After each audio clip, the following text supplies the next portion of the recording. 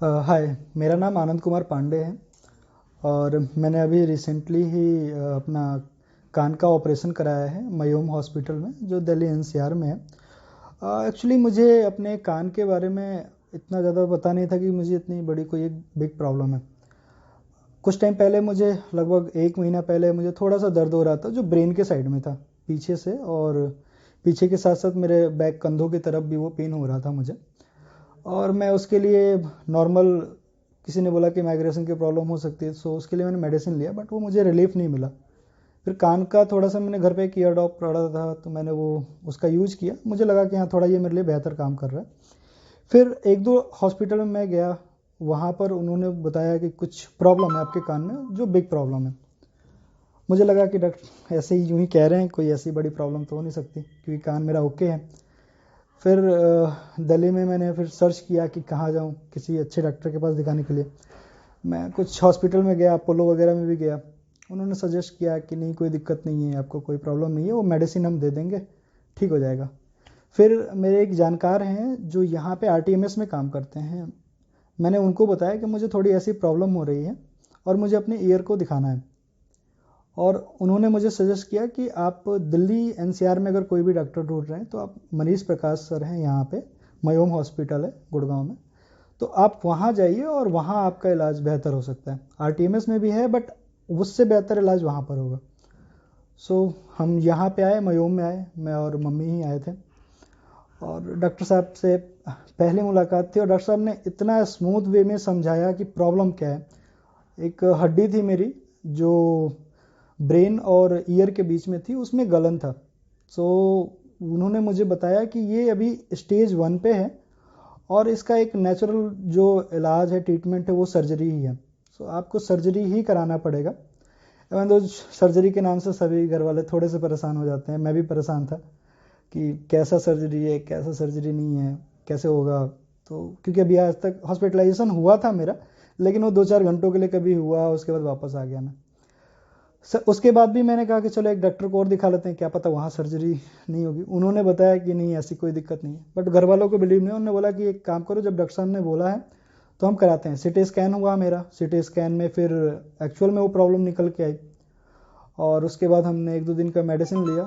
फिर डॉक्टर साहब से मिले कि डॉक्टर साहब क्या मेडिसिन से ठीक नहीं हो सकता? तो उन्होंने कहा कि मेडिसिन सिर्फ आपको उतना रिलीफ देगी कि उस बीमारी को उतने तक ब्रेक कर देगी, और जैसे ही मेडिसिन ख़त्म होगा फिर आपको वो चीज़ें फिर से अगेन चालू हो जाएगी, स्टार्ट हो जाएगा। और उन्होंने एश्योरेंस दिया कि आपको बिल्कुल भी समझ नहीं आएगा कि आपका ऑपरेशन कैसे हुआ है, ना कोई टाका दिखेगा ना कुछ होगा। और मतलब बिल्कुल आप घबराओ नहीं, ये मेरी रिस्पॉन्सिबिलिटी है और मैं आपको बिलीव दिलाता हूँ कि आपको कोई भी प्रॉब्लम नहीं आएगी आपको इन चीज़ों से। तो हमने ठीक है एग्री हुए, घर वाले भी एग्री हुए और एक दिन हम एडमिट हुए। एक दिन 24 घंटे का हमारा एडमिशन था और टचवुड मतलब आज मैं बहुत ही अच्छा फील कर रहा हूँ। मेरा मतलब कि जो प्रॉब्लम थी एटलीस्ट 80% तो चली गई हैं। जो पेन है हल्का फुल्का, वो 1-2 दिन का टाका है, वो जो निकल जाएगा। और मतलब मैं यही कहूँगा कि जो डॉक्टर साहब हैं पर्सनली, कान वान इन सब चीज़ों के लिए तो बहुत ही अच्छे डॉक्टर हैं। मुझे यहाँ पे आने के बाद ये लगा कि हाँ ठीक है, मैं एक अच्छी जगह पे हूँ, क्योंकि इनका जो समझाने का तरीका है, एडवाइस करने का तरीका है, चीज़ों को बताने का कि प्रॉब्लम है कहाँ पर, और वो प्रॉब्लम अगर दवाई से ठीक होनी है तो ये गाइड कर देंगे नहीं आप दवाई लो, बट जो उसका बेस्ट ट्रीटमेंट है ये आपको वही सजेस्ट करते हैं। तो मेरे लिए तो आई थिंक मुझे लग रहा है कि दिल्ली एनसीआर या ये गुड़गांव सर्कल के अंदर सबसे बेस्ट डॉक्टर हैं।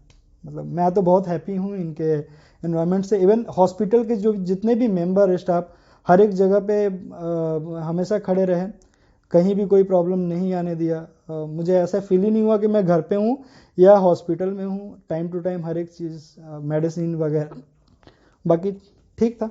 ऑल गुड है यहाँ पे तो मेरे सजेशन से। तो अगर एक चीज़ और मैं कहना चाहूँगा कि किसी को भी अगर लगता है कि मेरे कान के अंदर प्रॉब्लम है, क्योंकि मैक्सिमम लोगों ने, डॉक्टर साहब ने भी मुझे यही सजेस्ट किया था कि यहाँ पे जो इंडिया में है जो लोग आते हैं वो 3rd या 4th स्टेज पे आते हैं, जब कान के अंदर से पस आने लगता है या कान का पर्दा फट जाता है, तो उसके बाद आते हैं लोग ट्रीटमेंट के लिए। बट मेरा क्या था कि मेरा अभी ये बिल्कुल स्टेज 1 था और मुझे थोड़ी प्रॉब्लम हुई और मैं तुरंत ही चला गया, हॉस्पिटल आ गया। तो मैं यही सजेस्ट करूंगा किसी को भी कि अगर आपको थोड़ी भी कान से रिलेटेड प्रॉब्लम आती है तो प्लीज़ आप उसको अवॉइड ना करें, क्योंकि कल को डेट में ये बहुत बीमारी बड़ी हो सकती है। कैंसर भी हो सकता है। डॉक्टर साहब ने जैसे बताया कि अगर ये चीज़ें मेरे ब्रेन में जाती तो ब्रेन हेमरेज भी हो सकता था। फेस की तरफ अगर ये बढ़ के आता तो मुझे टेढ़ापन भी आ जाता चेहरे में। मैं सबको यही कहूँगा, मैं अपना एक्सपीरियंस शेयर कर रहा हूँ कि प्लीज़ अगर कान से रिलेटेड कोई भी प्रॉब्लम हो, ये छोटी हो या बड़ी हो, आपको थोड़ा भी तकलीफ हो रहा है, आप प्लीज़ जो भी आपके नियरेस्ट डॉक्टर, जो बढ़िया डॉक्टर हैं, जिनको लगता है कि आप विश्वास करते हैं, आप उनके पास जाएं और अपना ज़रूर चेक कराएं। और उसके बाद मैं यही कहूँगा कि ये बहुत अच्छी चीज़ है, दिखा लेना कुछ भी चीज़ें। किसी चीज़ को हाइड रखना वो आपके लिए, कल के लिए आपको नुकसान है। Thank you.